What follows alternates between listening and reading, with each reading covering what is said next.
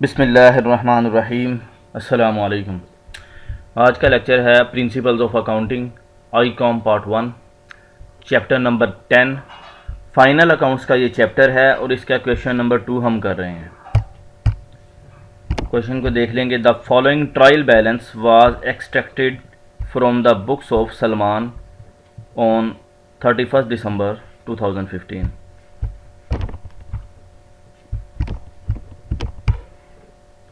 Extract जो होता है ये होता है कि अगर आप सॉफ्टवेयर से भी ट्रायल बैलेंस को एक्सपोर्ट करना चाहें एक्सेल की शीट में तो उसे आप कर सकते हैं। वो इसे ही कहते हैं एक्सट्रैक्ट करना, ठीक है ना, कि बुक से उस चीज़ को एक्सट्रैक्ट कर लेना, निकाल लेना, ठीक है। सॉफ्ट कॉपी आप पीडीएफ फॉर्म में भी वो कर सकते हैं और एक्सेल में भी आप उसे एक्सपोर्ट करके डाउनलोड से कर सकते हैं, ठीक है। एक्सट्रैक्ट तो ये हो गया। ये दिया गया है ट्रायल बैलेंस। ट्रायल बैलेंस को अगर आप देखेंगे, ट्रायल बैलेंस क्या होता है कि जब हम लेजर्स बनाते हैं, ठीक है, जैसे ये बिल्डिंग्स है, परचेजेज हैं, सन्ड्री डेटर्स हैं, सेल्स रिटर्न, हर एक ये जितने अकाउंट्स आ रहे हैं ना, ये एक लेजर है। जब इनके जो क्लोजिंग बैलेंसेस होते हैं ना, वो ट्रायल बैलेंस में अपीयर होते हैं, ठीक है। और डेबिट साइड पे आ जाते हैं। एसेट्स एंड एक्सपेंस नेचर के जो हैं वो डेबिट साइड पे आ जाते हैं, ठीक है।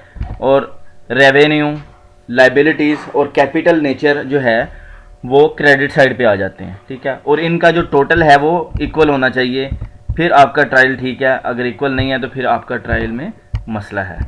एक तो ये होगी बात, इसे ट्रायल है।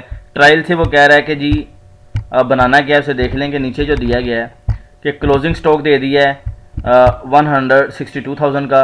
रिक्वायरमेंट क्या है कि prepare a trading account for the year ended 31 दिसंबर 2015। एक तो एक ट्रेडिंग अकाउंट बनाना, जो ये हमने फॉर्मेट बना लिया है, इसमें हम वर्किंग कर लेते हैं। ट्रेडिंग अकाउंट मीन्स के इसका ग्रॉस प्रॉफिट हमने निकालना है। एक तो ये हो गया। दूसरा वो कह रहा है prepare a revised trial balance after preparation of trading account. अच्छा, ट्रेडिंग अकाउंट बनवा रहा है, इसके बाद रिवाइज ट्रायल बैलेंस, इसी ट्रायल बैलेंस को रिवाइज करेंगे कि रिवाइज क्यों करेंगे हम और उसमें से क्या चेंजेस क्या होंगी उसे देख लेते हैं। मैं आपको साथ साथ समझाता जाता हूँ। ये देखें, सबसे पहले तो ये देख लें जो मैंने ये जो अमाउंट्स हैं, ठीक है, और जो अकाउंट जो मैंने हाईलाइट कर दिए हैं ना, ये जो ब्लू हाईलाइट हैं ये हैं बैलेंस शीट आइटम्स, ठीक है। आप देखें कि बिल्डिंग्स एसेट है, ठीक है, सन्ड्री डेटर्स एसेट्स हैं, कैरेज, ठीक है, ये और सैलरीज, ये मैंने इसे येलो कलर दिया है। ये येलो कलर में जो है ये है इनडायरेक्ट एक्सपेंसेस, ठीक है, तो ये ट्रेडिंग अकाउंट में नहीं जाएंगे। इसी तरह से बैलेंस शीट आइटम में दोबारा से आ जाएंगे। फर्नीचर है, कैश इन हैंड है, कैपिटल बैलेंस शीट आइटम है, और सन्ड्री क्रेडिटर्स, ये भी जो है लाइबिलिटी होती है, ये क्रेडिट साइड पे आ जाती है, ठीक है। ब्लू आइटम्स जो हैं हाईलाइटेड ये बैलेंस शीट आइटम हैं, और येलो हाईलाइटेड ये इनडायरेक्ट एक्सपेंसेस हैं, प्रॉफिट एंड लॉस में जाते हैं। लेकिन हमने बनाना ट्रेडिंग अकाउंट, तो जो अभी हाईलाइट नहीं हुए ये ट्रेडिंग अकाउंट में जाएंगे सिर्फ, ठीक है। अब यहाँ पे शुरू कर लेते हैं कि सबसे पहले ओपनिंग बैलेंस जो है, ओपनिंग स्टॉक, ये आपने ले लेना होता है कि आपके पास ओपनिंग स्टॉक कितना था शुरू में, साल के शुरू में, ठीक है। वो आपके पास स्टॉक आ रहा है 1,16,000 का, ये यहाँ पे ले लें, ठीक है। और यहाँ पे ये मैं बाहर मेन कॉलम पे लिख रहा हूँ कि इसको मेन पे ही आना चाहिए बाहर। अब परचेजेस अगर इसमें है और परचेज अगर रिटर्न है तो वो हम पहले उसे अंदर लिखेंगे, अंदर वाले कॉलम में, फिर उसका टोटल करके प्लस माइनस बाहर लेके जाएंगे। जैसे ये आ रही हैं, पहले इसे मैं ज़रा हाईलाइट कर दूँ। ये वाली अमाउंट हमने कर लिया। उसके बाद परचेजेस आ रही हैं, इसको कर लेते हैं। ये है 572,000 की, तो ये मैं लिखता हूँ ये फर्स्ट कॉलम में, ठीक है, क्योंकि परचेजेस रिटर्न्स भी आ रही हैं यहाँ पे, ठीक है। इसको बोल्ड कर देते हैं कि ये एंट्री हो गई है। अब परचेजेस रिटर्न जो हैं ये परचेजेस के नीचे आएंगी और इसके साथ मैं लिख दूंगा लेस, क्योंकि ये रिटर्न हुई हैं परचेज में से, तो ये माइनस के साथ आएंगी। यहाँ पे मैं इक्वल टू और साथ माइनस का ये साइन लगा देता हूँ और परचेज रिटर्न ये अमाउंट उठाता हूँ। ये देखें यहाँ पे नेगेटिव के साथ आ रही है 42,000। अब यहाँ पे मैं इसका टोटल ले आऊँगा परचेज़ का, ठीक है, कि 572,000 में से 42 जो है 1000 ये माइनस हो जाएगा और बकाया जो है 530,000 5,30,000 जो है ये आ गया, ठीक है। इसको भी यहाँ पे बोल्ड कर देते हैं। अब रह गया है कैरिज इनवर्ड। कैरिज इनवर्ड जब हम मटेरियल परचेज़ करते हैं तो ये डायरेक्ट एक्सपेंस है। ज़ाहिर बात है, कोई प्रोडक्ट भी आप बना रहे हैं तो जो रॉ मटेरियल आप ख़रीदते हैं उसे लाने के लिए फैक्ट्री तक जो आपके एक्सपेंस होता है उसे कैरिज इनवर्ड बोलते हैं। तो ये आपका डायरेक्ट एक्सपेंस है, तो ये इधर ट्रेडिंग अकाउंट में जाएगा। ठीक है, यहाँ पे मैं लिख दिया। यहाँ पे मेन कॉलम में जो है इसकी अमाउंट भी 12,000 लिख दिया। यहाँ पे इसे बोल्ड कर देते हैं।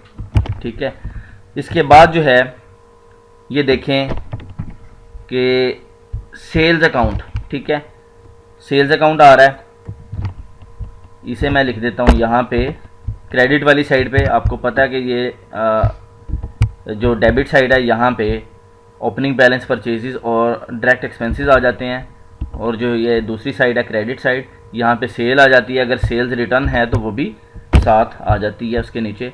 ये सेल्स रिटर्न भी आ रही है, तो ये हम इसके नीचे लिख के तो इसे यहाँ से लेस करेंगे। पहले सेल की अमाउंट यहाँ पे लिख लें कितनी है।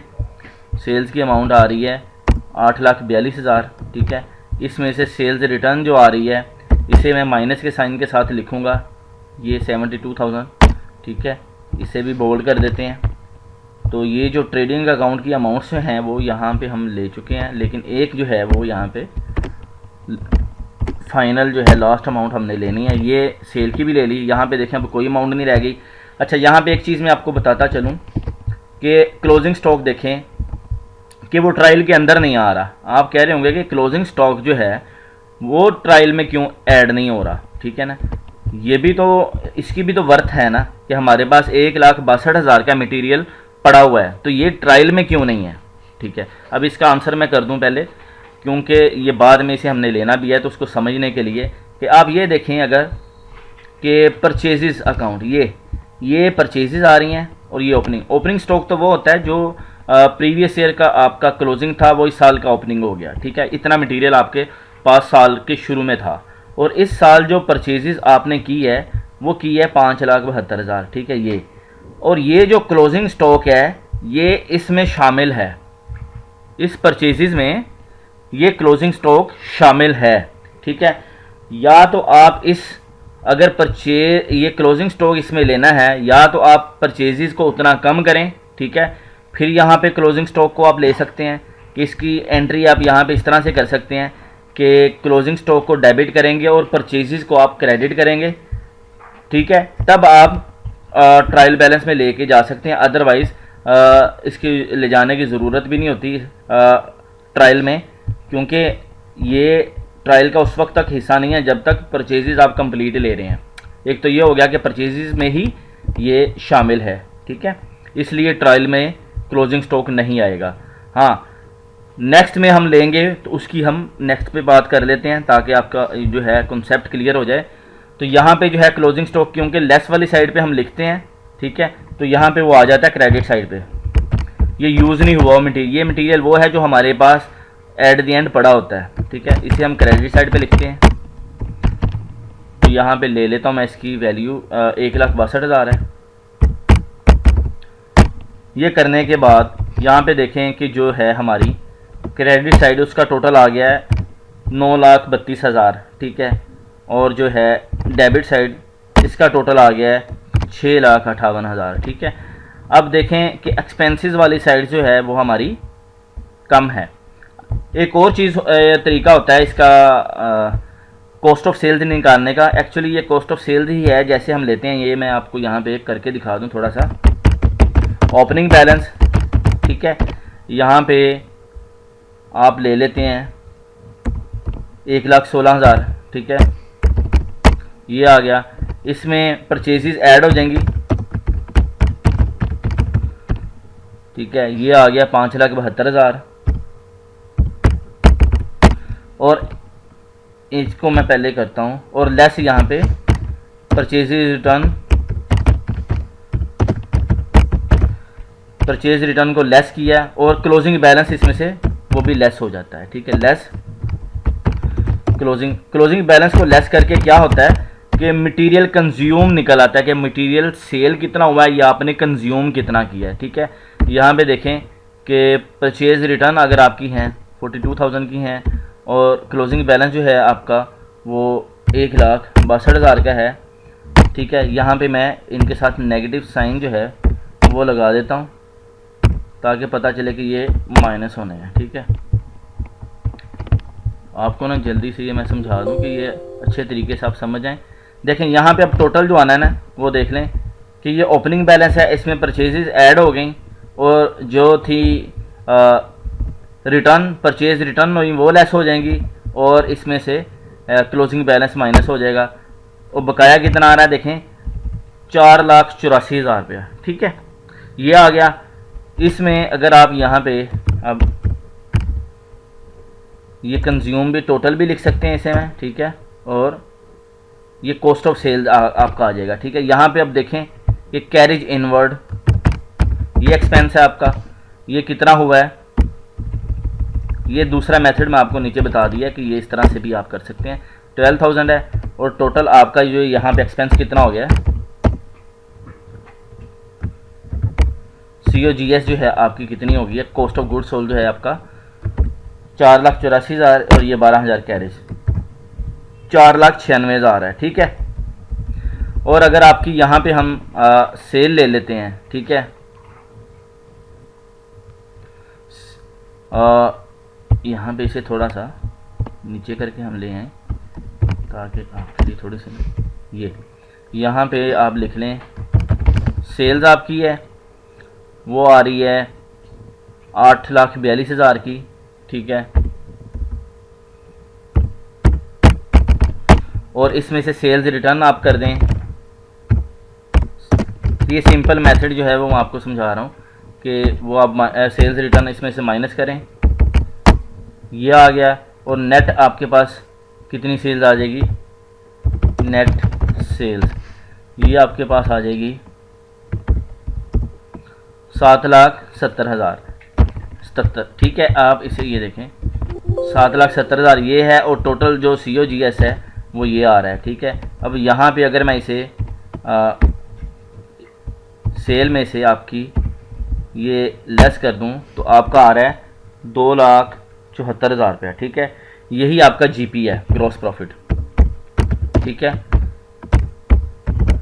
जो कि होता क्या है कि सेल में सेल हुई है, सेल रिटर्न तो ज़ाहिरी बात है उसमें से माइनस होनी है, नेट सेल्स आपकी आ जाएगी। उसके बाद आपने उसमें से लेस क्या करना होता है, ओपनिंग बैलेंस आपने ले लेना है। कॉस्ट ऑफ गुड्स सेल के लिए आप जो फार्मूला है ओपनिंग बैलेंस, उसमें से परचेजेज जो हुई हैं वो ऐड कर लेनी है। अगर परचेज कोई रिटर्न है तो ज़ाहिरी बात है उसने लेस होना ही होना है, और क्लोजिंग स्टॉक ने लेस होना होता है क्योंकि ये क्लोजिंग स्टॉक कंज्यूम नहीं हुआ, ये बेचा नहीं है आपने, आपके पास पड़ा हुआ है, इसलिए आपने इसे लेस कर देना है। जो टोटल ये आ गया ये जो है मटेरियल कंज्यूम है। ठीक है ना, जो ये आ रहा है 4,84,000 प्लस इसमें जो डायरेक्ट एक्सपेंस कैरीज आ गया तो टोटल COGS आपका 4,96,000 आ गया। ठीक है, और सेल में से जब नेट सेल्स में से ये आप माइनस करेंगे तो 2,74,000 आपका ग्रॉस प्रॉफिट ये आ जाएगा। लेकिन ये मैं आपको समझाने के लिए किया है, अदरवाइज़ आपने फॉर्मेट यही यूज़ करना है। ठीक है, जो ऊपर आ रहा है। अब यहाँ पे आपने क्या करना है, देखें कि ये आपके एक्सपेंसेस हैं और ये आपकी सेल आ रही है। ठीक है, और इसमें क्लोजिंग जो है ये क्रेडिट साइड पे ही लिखना है क्योंकि ये कंजम्पशन का हिस्सा नहीं है, ये आपके पास एक्स्ट्रा पड़ा हुआ है, तो क्रेडिट साइड पे आपने सेल में ही ये ऐड हो जाना है क्योंकि ये आपके पास इसकी वैल्यू ऐड होनी है। अब यहाँ पे आपने क्या करना है, देखें सेल वाली जो साइड है ये इस साइड से 9,32,000 है, इसमें से माइनस आप क्या करेंगे, एक्सपेंसेस जो आपने टोटल किए हैं 6,58,000 के, ये लिखें 6,58,000। इसे मैं करता हूँ तो देखें आंसर वही आ रहा है 2,74,000 जो ग्रॉस प्रॉफिट नीचे हमने ये निकाला है। ठीक है, ये भी वही आंसर है। मेथड दोनों तरीक़ों से मैंने समझा दिया कि ग्रॉस प्रॉफिट आपने निकालना कैसे है। एक तो ये हो गया, इसके बाद हमने क्या करना है कि रिवाइज्ड ट्रायल बैलेंस बनाना है। ठीक है, फर्स्ट वाला तो जो है ये हमने सॉल्व कर लिया है, इसे मैं एक कलर दे दूं कि ये सॉल्व हो गया। अब सेकंड वाला जो है ये B, इसे देखें कि प्रीपेयर ए रिवाइज्ड ट्रायल बैलेंस। ठीक है, इसे अब कर लेते हैं। अब रिवाइज्ड में होना क्या है कि ये जो यूज़ हो चुके हैं ना अकाउंट, ठीक है ना, ओपनिंग बैलेंस जैसे ये है, ये जो यूज़ हो चुके हैं अकाउंट ये अकाउंट नहीं आएंगे, इन्हें मैं कोई कलर दे दूं, ठीक है। ये अकाउंट हम ट्रेडिंग में यूज़ कर चुके हैं, ठीक है। ये अब रिवाइज्ड ट्रायल में नहीं आएंगे। क्यों नहीं आएंगे? क्योंकि इनको यूज़ करने के बाद, ठीक है, सेल को भी कर लिया, ठीक है, एक्सपेंसेस को भी कर लिया, हमारे पास आ गया ग्रॉस प्रॉफिट। तो ये जो ग्रॉस प्रॉफिट निकल के आया है ना, ये इन्हीं ट्रांजैक्शन से निकल के आया है, ठीक है, इन्हीं ट्रांजैक्शन से ये निकल के आया है। तो लिहाजा इन तमाम ट्रांजैक्शंस को हम छोड़ देंगे, क्योंकि इनका रिजल्ट जो है वो ये है ग्रॉस प्रॉफिट। तो ये ग्रॉस प्रॉफिट जो है इन ट्रांजैक्शन की जगह पे ये जाएगा। लेकिन ग्रॉस प्रॉफिट क्या होता है? कंपनी के लिए लाइबिलिटी होती है, जब तक वो ओनर्स को या शेयर होल्डर को वो डिस्ट्रीब्यूट ना कर दें, तो ये क्रेडिट साइड पे जाता है ग्रॉस प्रॉफिट, ठीक है। कैरी डाउन लिखा है तो जाहिर बात है, अगर आप नेट प्रॉफिट निकालें तो ये भी क्रेडिट साइड पे आएगा। फिर एक्सपेंसेस अदर जो हैं वो इसमें से माइनस होके तो नेट प्रॉफिट निकलता है, ठीक है। तो ग्रॉस प्रॉफिट जो है ये आपकी क्रेडिट साइड पे आएगा। अब यहाँ पे हमने कौन कौन से अकाउंट लेके आने हैं उसे तरतीब से कर लेते हैं। बिल्डिंग है, आप टॉप पे आ रहा है, ठीक है, यहाँ पे बिल्डिंग, और इसकी अमाउंट जो है वो ले लेते हैं, ठीक है। ये जो बैलेंस शीट आइटम मतलब जो कर ली है ना आपने, इस कलर में जो कर दी है मैंने, ये वाला जो है ये आपने, ये हम कर चुके हैं ट्रेडिंग में। अब सिर्फ ट्रेडिंग में से ये अमाउंट उठाएंगे। अदर जो अकाउंट है जो ब्लू हाईलाइट है और येलो हैं, ये हम रिवाइज ट्रायल में लेके जाएंगे तरतीब से, ठीक है। जो डेबिट साइड पे आना है, एसेट्स और एक्सपेंस नेचर के हैं, वो डेबिट साइड पे आ जाएंगे, ठीक है। परचेज हमने ले लिया। इसके बाद सन्ड्री डेटर्स हैं, उसका बैलेंस क्या आ रहा है वो उठा लें, ठीक है। इसके बाद आ रहा है कैरेज आउटवर्ड, ये भी एक्सपेंस है, तो ये भी डेबिट साइड पे आएगा, ठीक है। एक्सपेंस और एसेट नेचर के जितने भी हैं वो आपकी डेबिट साइड पे आ जाएंगे। सैलरीज एक्सपेंस है इनडायरेक्ट, लेकिन आना है इन्होंने डेबिट साइड पे, ठीक है, ये हो गया। अब फर्नीचर और कैश इन हैंड जो है ये क्या है? ये आपका सॉरी ये एसेट है, तो इसने इधर ही आना है। एसेट और एक्सपेंसेस जो हैं आपके वो डेबिट साइड पे ही आएंगे, ठीक है। ये आ गया। फर्नीचर के बाद आ जाएगा कैश इन हैंड, ये कितना है, ठीक है, ये हमने लिया। अब यहाँ पे देखते हैं कि क्रेडिट साइड पे हमारे कौन से अकाउंट अपीयर हो रहे हैं। कैपिटल अकाउंट है, इसने आना ही आना है क्रेडिट साइड पे। अमाउंट इसकी ये है 2 लाख, ठीक है। सेल जाहिर बात आप यूज़ कर चुके हैं, वो नहीं आएगा इधर। सन्ड्री क्रेडिटर्स लाइबिलिटी होती हैं, तो क्रेडिटर्स भी क्रेडिट साइड पे आते हैं, तो ये आपने ले लिए, ठीक है। और यहाँ पे आपने प्लस ग्रॉस प्रॉफिट जो है आपका, ठीक है, यहाँ पे ग्रॉस प्रॉफिट ये आ जाएगा आपका क्रेडिट साइड पे। प्रॉफिट जो है वो क्रेडिट साइड पे आता है कब तक? जब तक आप उसे डिस्ट्रीब्यूट ना कर दें। डिस्ट्रीब्यूट करें अगर ओनर्स को उसके अकाउंट को बढ़ा दें, तो फिर आप क्या करते हैं कि ग्रॉस प्रॉफिट को या ये जो नेट प्रॉफिट होता है, प्रॉफिट एंड लॉस को आप करके डेबिट, तो कैपिटल को क्रेडिट कर देते हैं, मतलब कैपिटल का जो है बैलेंस इंक्रीज कर देते हैं, ठीक है। यहाँ पे जो है ग्रॉस प्रॉफिट निकल के आ जाएगा, ये बैलेंस क्रेडिट साइड पे। अब यहाँ पे सिर्फ एक अकाउंट रह गया जिसे हमने यहाँ पे डेबिट साइड पे लेके आना है। कौन सा अकाउंट है वो? क्लोजिंग स्टॉक का, ठीक है। क्लोजिंग स्टॉक का क्यों है? क्योंकि अब ये हम सारे अकाउंट जो है यूज़ कर चुके हैं। सेल कर ली, सेल जब करते हैं तो मटेरियल यूज़ हो जाता है, जाहिर बात है वो कर चुके हैं उसमें, ठीक है। ये एक्सपेंसेस परचेज लेस और कैरेज इनवर्ड, ये एक्सपेंसेस हम सारे कर चुके हैं। क्लोजिंग बैलेंस जस्ट यहाँ पे लिखा था, लेकिन क्लोजिंग बैलेंस हमारे पास पड़ा हुआ है, ये यूज़ नहीं हुआ हो, ठीक है ना। क्लोजिंग स्टॉक एक वर्थ होती है। अब ट्रेडिंग अकाउंट बनने के बाद जो है क्लोजिंग बैलेंस ने इधर आपके पास तब ट्रायल में ये आ जाता है, क्योंकि आपके पास जो ये जो परचेजेस थी, पहले तो ये परचेज में क्लोजिंग स्टॉक ऐड होता है, इसमें शामिल होता है टोटल परचेजेस में, इसलिए इसे ट्रायल के अंदर नहीं लिखा जाता, बाहर नोट दे दिया जाता है कि क्लोजिंग स्टॉक इतना पड़ा हुआ है, लेकिन ये परचेजेस का हिस्सा होता है, इसीलिए इसे इसमें से माइनस किया जाता है। जैसे यहाँ पे ये देखें कि ओपनिंग स्टॉक लिया है पहले, उसमें से परचेजेस ऐड की हैं, परचेजेस रिटर्न तो लेस होती हैं, और इसमें क्लोजिंग स्टॉक लेस कर दिया कि ये स्टॉक हमारे पास पड़ा हुआ है, अभी सेल नहीं किया, तो जितना सेल हुआ है उसी की आपने कॉस्ट निकालनी होती है ना, तो इसलिए उसे हमने निकाल के ग्रॉस प्रॉफिट निकाल लिया। अब यहाँ पे क्लोजिंग स्टॉक जो है वो क्या है, एसेट है आपका, तो उसने एसेट साइड पे डेबिट साइड पे आ जाना है। यहाँ पे आप लिखें क्लोजिंग, ट्रेडिंग अकाउंट बनाने के बाद जो है रिवाइज्ड ट्रायल में क्लोजिंग स्टॉक आएगा, इस बात को याद रखें, रिवाइज्ड ट्रायल में, ठीक है।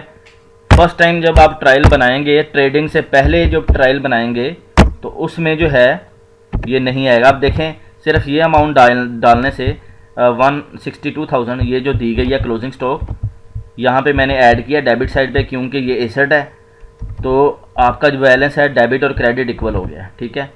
दोनों साइडों में 7,14,000 डेबिट साइड और 7,14 ही क्रेडिट साइड से आ रहा है, तो ये हमारा क्वेश्चन जो है ये कंप्लीट हो चुका है, ठीक है।